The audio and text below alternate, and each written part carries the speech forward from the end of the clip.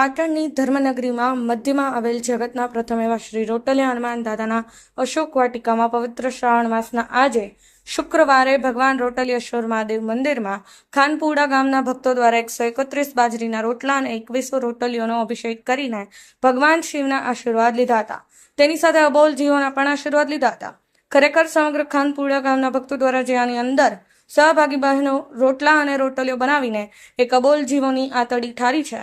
તો જરૂરથી ભગવાન ભોળેનાથ આપના ગામ પ્રત્યે આપના ગામને સુખ શાંતિ અને સમૃદ્ધિવાન બનાવે તેવા આશીર્વાદ અબોલ જીવોના એની સાથે રોટલિયેશ્વર મહાદેવના જરૂરથી આપના ઉપર રહેશે.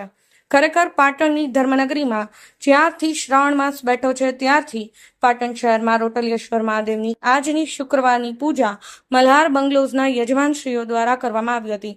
ત્યારે શહેરમાં ભક્તિમય વાતાવરણ બન્યું હતું. પવિત્ર શ્રાવણ માસમાં 1 લાખ રોટલિયા અને 1.25 લાખ બીલી રોટલિયેશ્વર મહાદેવ પૂજા અર્ચના કરવામાં આવશે. શ્રાવણ વદ માસના સોમવારે રોટલિયેશ્વર મહાદેવ મંદિર ખાતે 11 કુંડી હોમાત્મક લઘુરુદ્ર રાખેલ છે. હવનનું આજનું આયોજન કરવામાં આવશે. ત્યારે સમગ્ર પવિત્ર શ્રાવણ માસ અંદર આવતા તહેવારો શ્રી કૃષ્ણ જન્મનું આયોજન કરવામાં આવશે. ભક્તો અને બહેનો દ્વારા જ્યારથી પાટણ ન્યૂઝ 24ના અહેવાલથી ચેનલમાં સમાચાર પ્રસારિત થવાથી દેશ વિદેશથી ભક્તો દર્શનાર્થે માટે આવી રહ્યા છે.